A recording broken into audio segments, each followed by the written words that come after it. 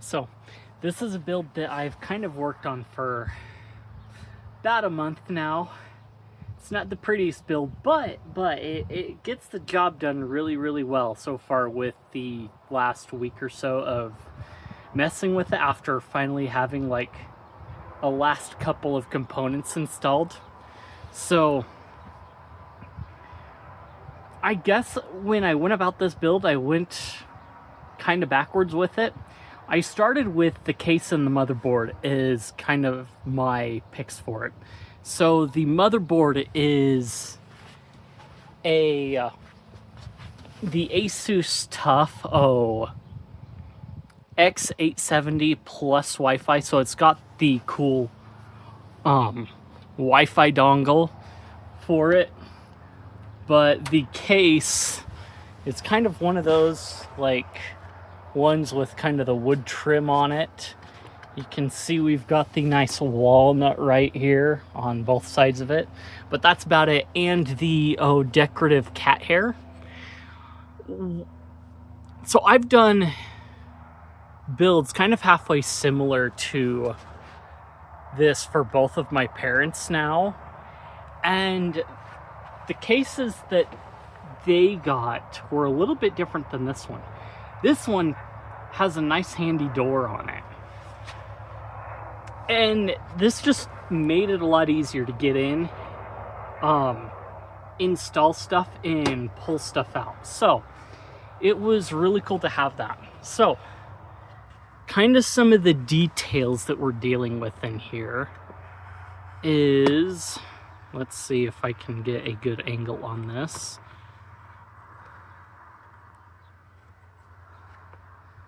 Okay, so if we come in, leave the wasp or what I'll be. Okay, so as I mentioned, we've got our motherboard here.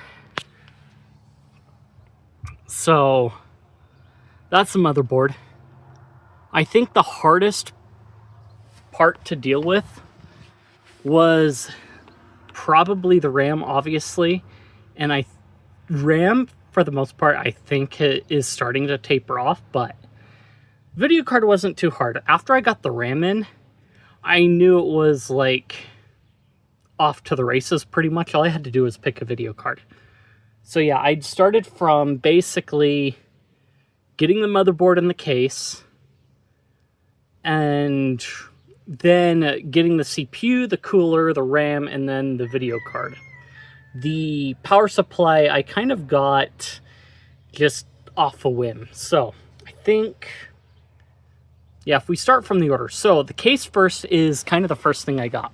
I was looking for some particular things with it. I couldn't get as many USB ports on it as I wanted to, but I got what I got. It's got a handy reset button here, and then the power button itself, headphone jack, hard drive, whatever, indicator lights, and power and all. USB-C was important. I tried to get like at least Gen 3.2 and then USB 3 ports. I didn't want to have to deal with USB 2.0, but yeah.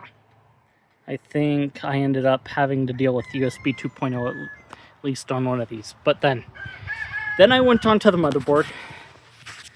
Basically didn't get like, I got pretty much what I already knew was available, and it actually has a lot of things. So I end up using an extended cable for headphones on it, and I have it plugged into the line in there on the motherboard.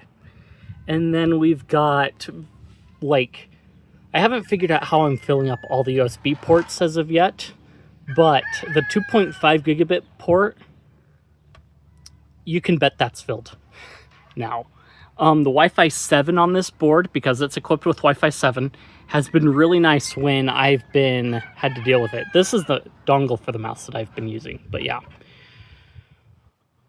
Could use a few more USB-C ports, but anyway, what can you do? So, motherboard also featured the blessed DDR5 RAM slots. So yeah. I had to move this fan out of the way in order to install the motherboard. but that's neither here nor there. I have one terabyte SSD installed right there. That's where the root partition of everything sits. And that's pretty much the main one. I want to get a few more because there are a total of 4 M.2 slots on here. At least 2 of them will be filled up, I think, with proper storage SSDs. But they're under that like big ol' heat sink under the graphics card. And so I think I want to get both of those SSDs before I remove that. And yeah, Newegg with the video card sent a cool support. I don't know if I really needed that, but anyway. So at the same time, then I got the CPU. It's an Ryzen 9 9900X that I got for it. I was debating on the 9950X 3D, but I'm like, I don't need the video acceleration built into the CPU because I'm going to be putting in a graphics card anyway. And let's see, I think it was after ordering the cooler here that mismatches everything that I ended up just picking up a power supply from Best Buy. And it is an 850 watt power supply.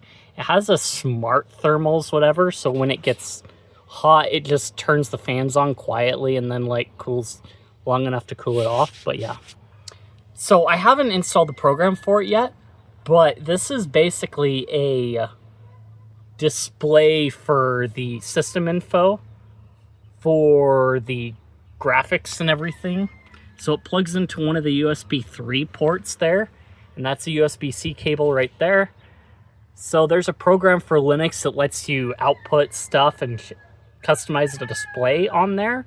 I haven't gotten that far yet, but this cooler was like, I could order the black one for like 20 bucks more, but I got the white one because it was way cheaper.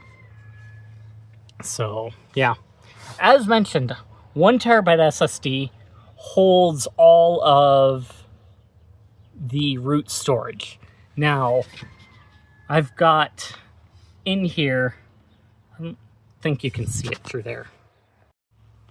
Okay, so in here, I've got a WD Black 8 terabyte hard drive.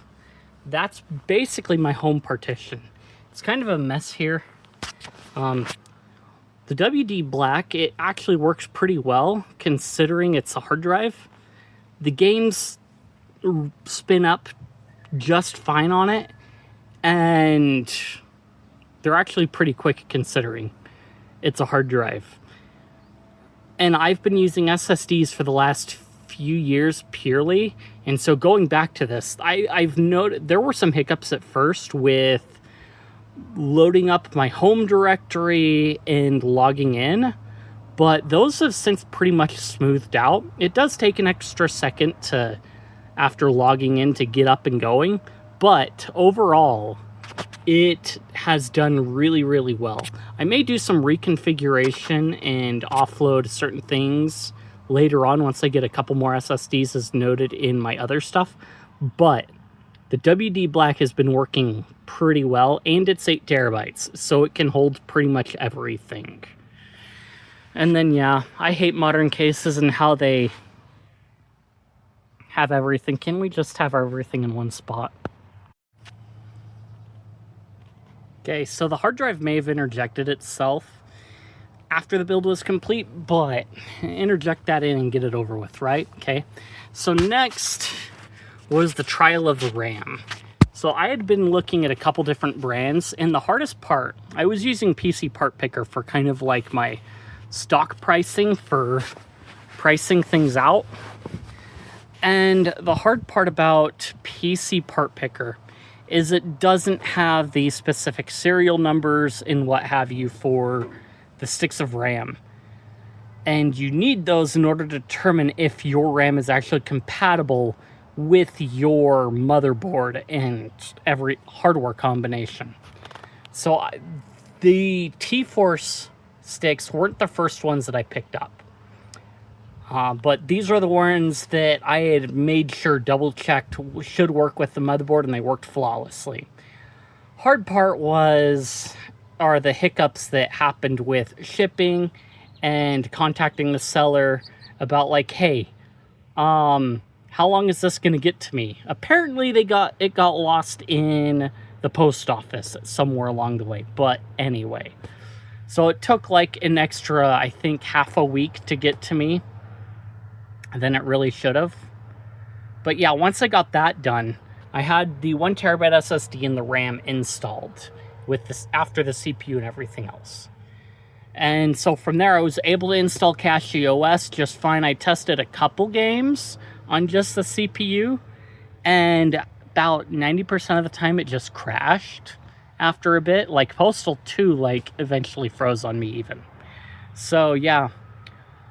Then I started rummaging around. I'd already had a graphics card picked out, but then as I started looking at it when I was going to spring the purchase, I started looking around, and it's like, I think I'd been looking at a Sapphire Pulse before, but then the ASRock Challenger popped out at me, and it's like, you know what, I can go for this, because I was mostly looking at speed specs and my possibility for overclocking that are kind of the big determining factors that I was eyeballing with my specs, because if I could get it for cheaper but still get it similar to everything else, then I was like, okay, it should be fine.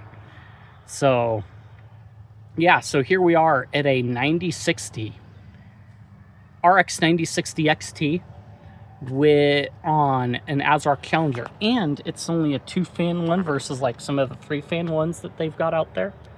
So I don't even know if the support was even necessary, but it's here. So yeah, overall,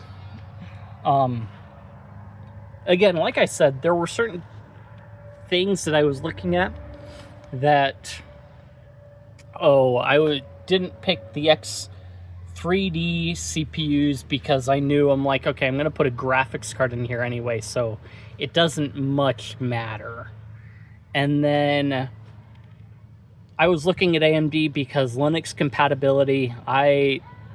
The Cache OS install that is on here has since migrated to Arctic, and that's a whole story in and of itself, but there were still some hiccups after the fact. I think I've smoothed those out, but yeah.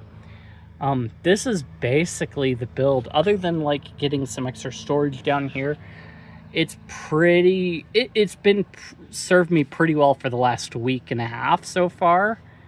So we will see how it goes. I've been going and delving into certain things to try and get various kinds of AI type programs working. And I finally got some of them working right because I can see what the load on the GPU is. This build is actually quieter than I thought it would be. So sometimes what I'll hear is I will hear when I put load on the graphics card, I will hear the fans spin up momentarily and then shut off. But even then, the fans are very, very quiet. And for the most part, when I feel like the air that's around it, it's actually a pretty cool air. So it doesn't heat up as much as I thought it was going to. So we'll see what happens with that. It's pretty interesting. For the most part right now, especially with it being summer, it should be pretty cool where it sits as it is, because between the AC and then the open window at night when I'm putting some load on it. So yeah, it's pretty smooth and pretty quiet considering like 1, 2 fans, 3 fans, 4, 5, 6, 7, 8, 9 fans, something like that, and then like the power supply as well. So yeah, still more spots I could fill up on here, and probably gonna have to I ended up busting one of the SATA cables that came with the motherboard, so I'll just get a new one. but it was just because of the way I had a 2 terabyte hard drive in here before. Yeah. But there are 2 SATA slots, that's it, on this motherboard. So I'm gonna have to figure out what to do with that. And again, I've got plenty of USB ports to fill up, so I could put a disk drive somewhere around here. If you liked the content, if you enjoyed it, if you think I deserve it, like, comment, subscribe, leave any criticisms you have or what have you. I appreciate it. Feed that algorithm, like I said, and I will see you guys in the next one.